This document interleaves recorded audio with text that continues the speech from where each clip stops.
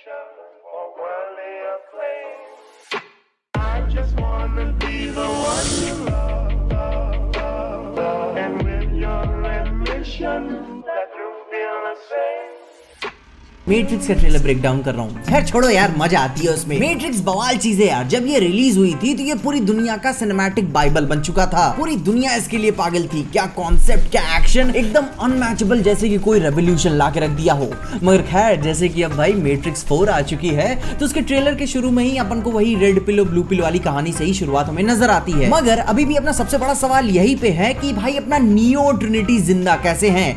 मैंने इन्हें मरते हुए देखा था। और अपना एक और सबसे बड़ा सवाल कि भाई इस उम्र में भी अपने जॉन पे नहीं, मतलब कि नियो साहब इस रबर के डक के साथ क्यों खेल रहे हैं? खैर उसके बारे में भी आपको जवाब पता चल ही जाएगा। मगर फिर भी मैट्रिक्स की कहानी कंप्लीट होने के बाद मैन और मशीन में अब लफड़ा क्या है? बकायदे सुल्ला उल्ला किए थे ना तुम सब। मगर खैर शुरू के शॉट में ही हमें नजर आता है कि अपना पता नहीं क्यों थॉमस ए एंडरसन के रूप में उसका एक ओल्डर वर्जन अभी भी जिंदा है मैट्रिक्स में, जो कि एक्चुअली में एक थेरेपी ले रहा है, जो कि इन रियलिटी नियो से ज्यादा जॉन विक की तरह दिख रहा है। पहले वाले में कुत्ता मरा था, इसमें बिल्ली मरेगी फिर पागल हो जाएगा। और अपना ये साइबर मसीहा मैट्रिक्स के लेटेस्ट वर्जन में है, मगर सिर्फ अपनी पास्ट की कुछ धुंधली यादों के साथ। और ट्रेलर के थोड़े ही आगे हमें कॉफी शॉप के दौरान में हमें नियो और ट्रिनिटी का एक भरत मिलाप देखने को मिलता है, जहां पे वो दोनों ऐसी जद्दोजहद में लगे होते हैं कि क्या मैंने तुमको कहीं पे देखा हुआ है। अब एक्चुअली में मेरे साथ भी ऐसा एक बार हुआ था, किसी लड़की के साथ तो नहीं हुआ था, मगर हाँ हुआ था जरूर। अब खैर जैसे कि इसके बाद अपनी मैट्रिक्स की जैसी डील हुई थी कि मैट्रिक्स अभी भी एक बहुत ही ज्यादा पीसफुल और फ्यूचरिस्टिक दुनिया नजर आ रही है, मगर फिर भी इस बार इन्होंने अपना ग्रीन वाला कलर पैलेट को एकदम साइड करके ब्लू और रेड पे ज्यादा एम्फेसिस दिया है।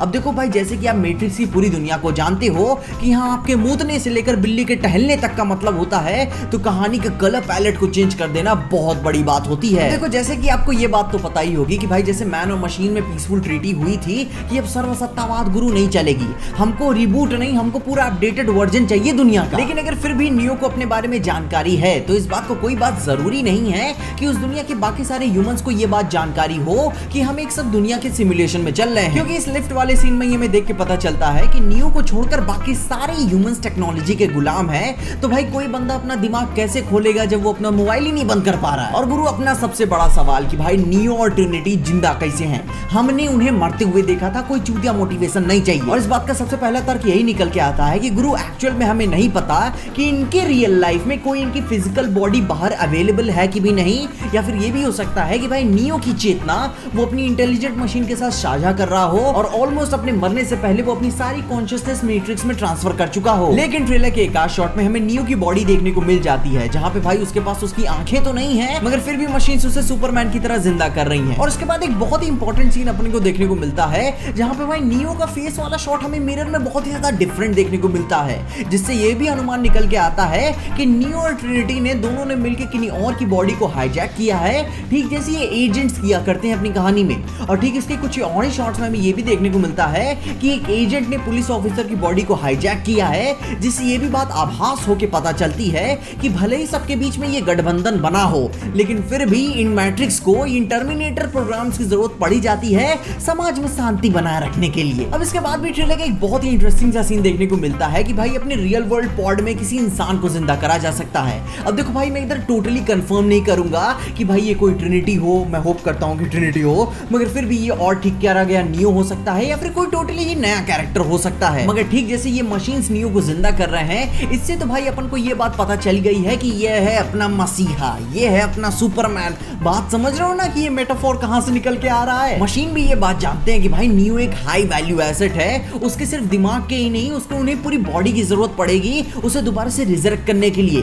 और मैट्रिक्स 4 का टाइटल भी तो यही है, रिजरेक्शन। इसके बाद अपन को ट्रेलर में कई सारे नए कैरेक्टर्स देखने को मिलते हैं, जैसे कि भाई नील पैट्रिक हैरिस का, वो अपना नियो का थेरेपिस्ट है, जो कि वही उसको ब्लू पिल्स खाने की वही एडवाइस देता होगा, उसको भाई रेकमेंड करता होगा कि ताकि वो सारी जिंदगी अपनी इग्नोरेंस में बिता दे और उसकी अपनी पिछली पुरानी यादें वो धीरे धीरे भूल जाए। और एक्चुअली मैं आपके जानकारी के लिए बता दूं कि भाई ये ब्लू पिल्स ऑन्टोलोफ्लॉक्सिन है, जहां पे भाई ऑन्टोलॉजी एक फिलोसफी की मेटाफिजिक्स की एक ब्रांच है, जहां वो एग्जिस्टेंस और रियलिटी के बारे में डील करती है। खेलो दिमाग से। और अपन को एक और हैरान करने वाला सीन देखने को मिलता है, या अब्दुल मैथिन सेकंड का, जहां पे बहुत ही सिमिलर यंग मॉर्फियस की तरह देखने को नजर आ रहे हैं। और अगर ये मॉर्फियस हैं ओरिजिनली में, तो भाई इनकी चहकती जवानी का राज क्या है?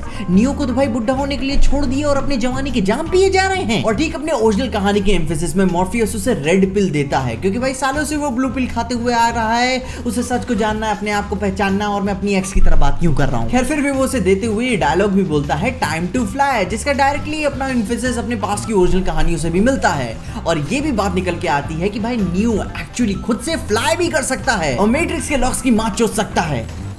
ज्यादा हो गया, खैर छोड़ो। इसके बाद भी भाई मॉर्फियस ये बात डायलॉग में बोलता है कि why are you still here, why are you still fighting, जिससे ये भी बात निकल के आती है कि भाई नियो एक्चुअली में खुद ही से यहाँ पे दोबारा से कूदा है, मोस्ट प्रोबेबली ट्रिनिटी के लिए।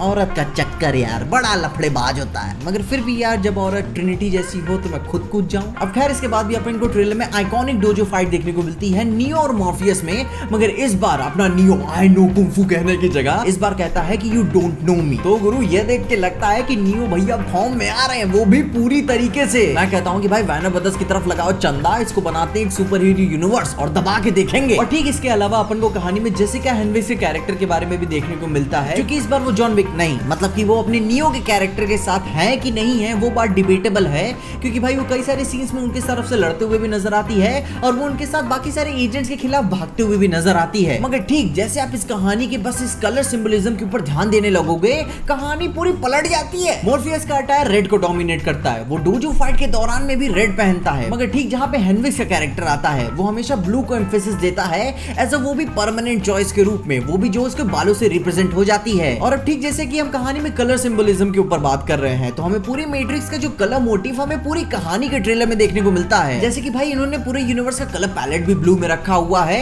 अपने थेरेपिस्ट का चश्मा भी ब्लू है, मॉर्फियस का हमेशा से इस कहानी में कलर सिलेक्शन भी रेड है। लेकिन भाई इसी के अपोजिट में अपनी ओरिजिनल ट्रिलॉजी में भाई रेड और ब्लू के बारे में, शिक्षा और सुरक्षा के बारे में ज्यादा कुछ डिटेल तो नहीं दी गई है, मगर भाई इसका मतलब यह मत समझ लेना कि मैट्रिक्स से भागी जाना कोई ग्रेटर सोल्यूशन है, जैसा कि हमें ट्रेलर के एक आख शॉट में देखने को मिला है, क्योंकि भाई असली जिंदगी तो मैट्रिक्स के अंदर ही चल रही है। और इसके थोड़े से ही आगे अपन को जोनाथन ग्रॉफ का भी कैरेक्टर देखने को नजर आता है, जो कि भाई ऑलरेडी ही मैट्रिक्स नियो और उसके पास्ट के बारे में सारी जानकारी रखता है। तो भाई ये भी ऐसा निखर के आ सकता है कि भाई ये मैट्रिक्स का निर्माता हो, मतलब कि एज अ रिप्रेजेंटेटिव आर्किटेक्ट के तौर पे जो अपडेटेड वर्जन देखने को मिल रहा है। मगर भाई मैट्रिक्स के पहले वाले टीजर में ही ये बात पता चल गई थी कि भाई इसका भी मुंह बंद किया जा रहा है, ठीक जैसे कि अपन को अपनी पहली कहानी में नियो का भाई माउथ इरेजिंग टॉर्चर दिया जा रहा था। तो भाई इससे तो ये बात कंफर्म हो जाती है कि ये इंसान है गुरु। और इसके अलावा भी इस ट्रेलर में अपनी पिछले कहानियों से काफी सारे ईस्टर एग्स और डिटेल्स भी अपन को देखने को मिलते हैं, जहां इस बार भी नियो को काली बिल्ली वाला वो एम्फेसिस देखने को पता चलता है अपनी ओरिजिनल कहानी से, कि भाई जैसे कैसे पहली बार उसे डेजावू का पहला रियलाइजेशन हुआ था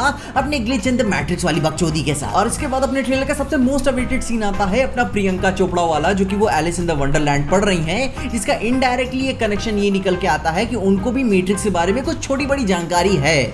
और इसी के साथ इंक्लूडिंग इसके बैकग्राउंड में जेफरसन एयरप्लेन का व्हाइट रैबिट वाला गाना चल रहा है। और हैरानी की बात ये है कि हेनविक्स के कैरेक्टर पे भी व्हाइट रैबिट का टैटू है। अब देख मैं तेरे से प्यार करना चाहता हूँ, मगर मैं तेरे पे भरोसा नहीं कर पा रहा हूँ। नियो भैया की दोस्ती के साथ कोई डिस्काउंट नहीं। और अब अपनी सदी का सबसे भैया इंपॉर्टेंट सवाल कि नियो भैया बाथरूम में बत्तख लेके क्यों खेल रहे हैं? पूरी दुनिया यार बाथरूम में फोन लेकर जाती है, अब प्लास्टिक के बत्तख के साथ वो भी इस उम्र में खेल रहे हैं। और अब इस बात को एक्सप्लेन करते हुए कि अगर मैं चूतिया ना साबित हुआ तो ये बहुत ही डीप कंप्यूटर प्रोग्रामिंग कॉन्सेप्ट हो सकता है, जहां पे रबर डक डिबगिंग का मतलब होता है कि कोई प्रोग्रामर अपने ही कोड को रिव्यू कर रहा हो, वो भी line by line simplest terms में एक्सप्लेन करते हुए, जो कि जिसका इसका सबसे पॉसिबल रेफरेंस ये डक ही हो सकता है। क्योंकि ठीक जैसे अपने ओरिजिनल मॉर्फियस बाबा ने ही कहा था कि मैट्रिक्स की एक्चुअल सेंस को ये एक्सप्लेन ही नहीं कर सकता, तो इस पहेली को नियो को खुद से ही डीबग करना पड़ेगा और हमको भी समझाना पड़ेगा कि भाई चल क्या रहा है। खैर इन सब बातों के बाद भी हमें ट्रेलर में कई सारे छोटे बड़े एक्शन सीक्वेंसेस देखने को मिलते हैं, जो एक्चुअली में कई सारे पॉइंट पे कई सारा इनोवेटिव भी नजर आते हैं। मगर अपना स्लो मोशन किधर है यार, या फिर अपन को सीधे पिक्चर में ही देखने को मिलेगा। और इन्हीं सब बातों के साथ अपन का होता है ये ब्रेकडाउन यहीं पे खत्म। रात के बज रहे हैं 3। इसके अलावा जितना मेरे को देखना था मैंने देख लिया ब्रेकडाउन में। अगर आपने कुछ चीजें नोटिस की हो और मैंने इस वीडियो में मेंशन ना करा हो तो उसके बारे में मुझे कमेंट्स में जरूर बताइएगा। इसके अलावा अगर आपको इस वीडियो में देख के कहीं अच्छा लगा, खुशी या मजा आया तो लाइक मार दो इस वीडियो को। इस चैनल पे कहीं भी नए आगे हो तो सब्सक्राइब तो मार देना इस चैनल को। और अगर आपको वीडियो को ज्यादा ही पसंद आ गई तो अपने दोस्तों शेयर कर देना। मेरे इंस्टाग्राम और ट्विटर हैंडल्स आपको नीचे डिस्क्रिप्शन में मिल जाएंगे और देखते रहिए।